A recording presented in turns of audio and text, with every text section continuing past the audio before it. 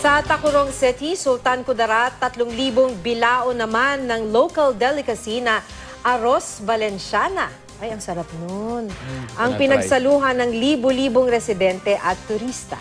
Ang arroz valenciana ay parang paella. May sahog itong itlog. Paella. Well, you know, in Spain, they call it paella.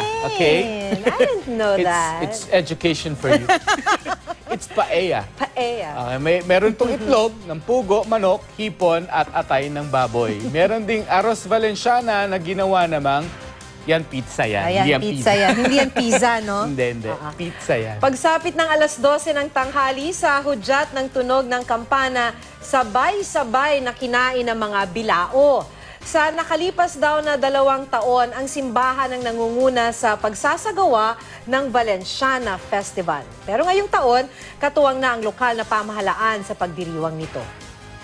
Plano namang ilaban sa Guinness World Book of Records sa susunod na taon ang pinakamaraming bilao ng arroz valenciana na maihahanda sa pista.